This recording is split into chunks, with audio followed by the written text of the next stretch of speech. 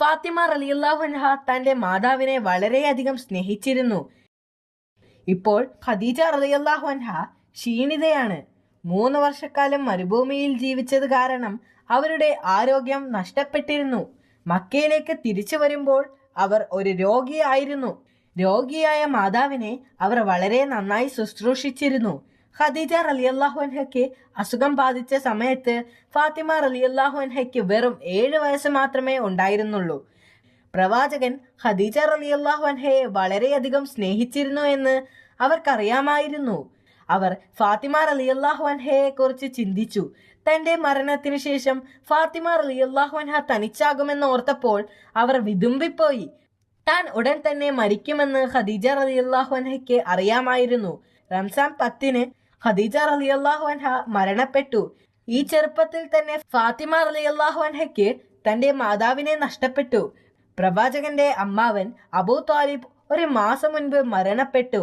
പ്രവാചകന് കഴിഞ്ഞ കുറച്ചു മാസങ്ങളായി തനിക്ക് ഏറ്റവും പ്രധാനപ്പെട്ട 2 പേരെ നഷ്ടപ്പെട്ടിരിക്കുന്നു. ആ വർഷത്തെ ദുഃഖകാലം എന്ന് അദ്ദേഹം വിളിച്ചു. പ്രവാചകൻ തന്റെ ദൗത്യം തുടർന്നുകൊണ്ടേയിരുന്നു. ഇതിൽ അസ്വസ്ഥരായ ഖുറൈശികൾ പ്രവാചകനെ കൊല്ലാൻ പദ്ധതിയിട്ടു.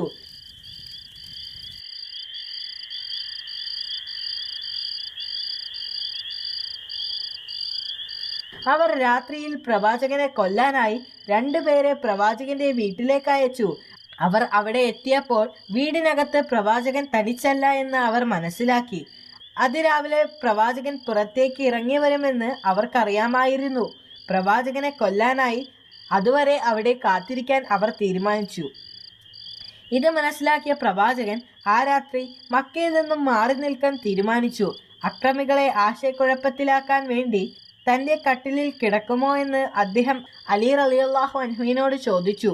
ഞാൻ അവിടെ ഉറങ്ങുകയാണെങ്കിൽ അങ്ങയുടെ ജീവൻ രക്ഷിക്കാൻ കഴിയുമോ? അലി റളിയല്ലാഹു അൻഹു ചോദിച്ചു. പ്രവാചകൻ അതേ എന്ന് പറഞ്ഞപ്പോൾ അദ്ദേഹം അതിന് തയ്യാറായി. അലി റളിയല്ലാഹു അൻഹു പ്രവാചകൻ കിടക്കാറുള്ള സ്ഥലത്ത് കിടന്നു. എന്നിട്ട് പ്രവാചകന്റെ പുതപ്പെടുത്ത് പുതച്ചുകൊണ്ട് ഉറങ്ങുന്ന ആളെ കണ്ടപ്പോൾ ക്രമികൾ അത് പ്രവാചകനാണെന്ന് വിചാരിച്ചു. അവർ തങ്ങളുടെ ജോലി പൂർത്തിയാക്കാൻ പുലരുവോളം കാത്തിരുന്നു. ഇതിനിടക്ക് പ്രവാചകൻ തന്റെ വീട് വിട്ട് മദീനയിലേക്ക് പോയിരുന്നു. ഇത് ആദ്യ ഹിജ്റ എന്ന് അറിയപ്പെടുന്നു. ഇസ്ലാമിക കലണ്ടറിന്റെ ആരംഭമായിരുന്നു അത്.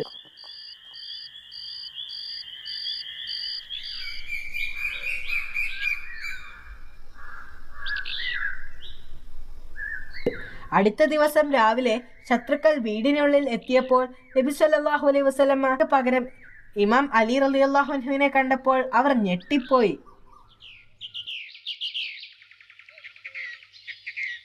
കുറച്ചു ദിവസങ്ങൾക്ക് ശേഷം അലി റളിയല്ലാഹു അൻഹു ഫാത്തിമ റളിയല്ലാഹു അൻഹയെയും മറ്റുള്ളവരെയും കൂട്ടി മദീനയിലേക്ക് പുറപ്പെട്ടു. പ്രവാചകൻ മുഹമ്മദ് നബി മുസ്തഫ സല്ലല്ലാഹു അലൈഹി വസല്ലമ അവിടെ നേരത്തെ എത്തിയിരുന്നു. അദ്ദേഹം ഇവർക്ക് വേണ്ടി കാത്തിരിക്കുകയായിരുന്നു. ഫാത്തിമ റളിയല്ലാഹു അൻഹയെയും മറ്റും കണ്ടപ്പോൾ പ്രവാചകന് വളരെയധികം സന്തോഷമായി. അദ്ദേഹം ഫാത്തിമ റളിയല്ലാഹു അൻഹയെ വാരിപ്പുണർന്നു. ഫാത്തിമ റളിയല്ലാഹു അൻഹയ്ക്ക് 9 വയസ്സായപ്പോൾ ധാരാളം ചെറുപ്പക്കാർ വിവാഹം ആലോചിച്ച് മുന്നോട്ട് വന്നു. അവരിൽ ചിലർ സമ്പന്നരും ധനികരുമായിരുന്നു. മറ്റു ചിലർ കുലീന കുടുംബങ്ങളിൽ നിന്നുള്ളവരായിരുന്നു. ഒരിക്കൽ അലി റളിയല്ലാഹു അൻഹു പ്രവാചകനെ കണ്ട് ഫാത്തിമ റളിയല്ലാഹു അൻഹയെ വിവാഹം ചെയ്യാൻ അനുവാദം ചോദിച്ചു. ഹസ്രത്ത് അലി റളിയല്ലാഹു അൻഹു ഒരു നല്ല മനുഷ്യനാണെന്ന് അറിയാമായിരുന്നതിനാൽ പ്രവാചകൻ ഈ വിവാഹാലോചനയിൽ സന്തോഷിച്ചു. അദ്ദേഹം നല്ലൊരു മുസ്ലിമാണ്. മാത്രമല്ല കുട്ടിയായിരിക്കുമ്പോൾ മുതൽ തന്നെ പ്രവാചകന് അദ്ദേഹത്തെ അറിയാമായിരുന്നു.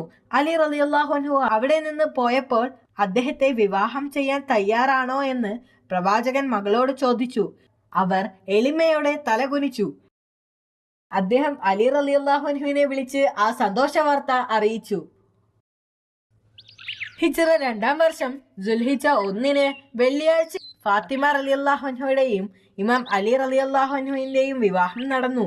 പ്രവാചകൻ മുഹമ്മദ് നബി മുസ്തഫ സല്ലല്ലാഹു അലൈഹി വസല്ലമ അലി റളിയല്ലാഹു അൻഹുവിന്റെ കയ്യിൽ ഫാത്തിമ ബീവിയുടെ കൈ വെച്ചുകൊണ്ട് പറഞ്ഞു, അള്ളാഹു തന്റെ ദൂതന്റെ മകളെ അനുഗ്രഹിക്കട്ടെ.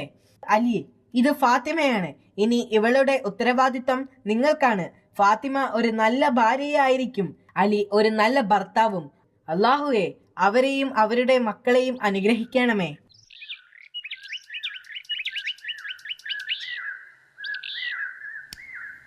ഫാത്തിമ ബീവി ഇപ്പോൾ അലി റളിയല്ലാഹു അൻഹുവിന്റെ ഭാര്യയായി ജീവിക്കുന്നു. അവർ ഒരു ലളിത ജീവിതം നയിച്ചു. അവർ പരസ്പരം സ്നേഹിക്കുകയും ബഹുമാനിക്കുകയും ചെയ്തു. അലി റളിയല്ലാഹു അൻഹു തന്റെ ജോലികൾ ചെയ്യാൻ പുറത്തേക്ക് പോകും. ഫാത്തിമ ബീവി വീടിനുള്ളിൽ ജോലികൾ ചെയ്യും. അലി റളിയല്ലാഹു അൻഹു വിറക് ശേഖരിച്ച് തന്റെ വീടിന് വേണ്ട സാധനങ്ങൾ വാങ്ങുമായിരുന്നു. അവർ തങ്ങളുടെ ഭക്ഷണത്തിൽ നിന്ന് ദരിദ്രർക്കും പാവപ്പെട്ടവർക്കുമെല്ലാം സന്തോഷത്തോടെ പങ്കുവച്ചിരുന്നു. ആരും അവരുടെ വാതിൽക്കൽ നിന്നും വെറും കൈയോടെ മടങ്ങിപ്പോകാറില്ലായിരുന്നു. അള്ളാഹു അവർക്ക് 4 കുട്ടികളെ നൽകി അനുഗ്രഹിച്ചു.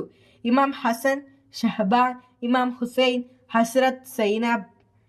ഏറ്റവും ഇളയത് ഉമ്മു കുൽസു. വീട്ടുജോലികളിൽ ഫാത്തിമ ബീവിയെ സഹായിക്കുന്നതിന് പ്രവാചകൻ ബീവി ഫിസ എന്ന ജോലിക്കാരിയെ നിയമിച്ചു. എന്നാൽ പ്രവാചകൻ അവർക്ക് ഒരു നിർദ്ദേശം നൽകിയിരുന്നു. അവൾ ഒന്നിടവിട്ട ദിവസങ്ങളിൽ മാത്രം ജോലി ചെയ്താൽ മതിയെന്ന് പ്രവാചകൻ കർശനമായി നിർദ്ദേശിച്ചിരുന്നു. അവർ ജോലി ചെയ്യാത്ത ദിവസങ്ങളിൽ ഫാത്തിമ ബീവി ജോലികൾ മുഴുവൻ ചെയ്യുമായിരുന്നു. പ്രവാചകന് തന്റെ കൊച്ചുമക്കളോട് വളരെയധികം വാത്സല്യമായിരുന്നു. അവർക്കെല്ലാവർക്കും പേരിട്ടത് പ്രവാചകനായിരുന്നു.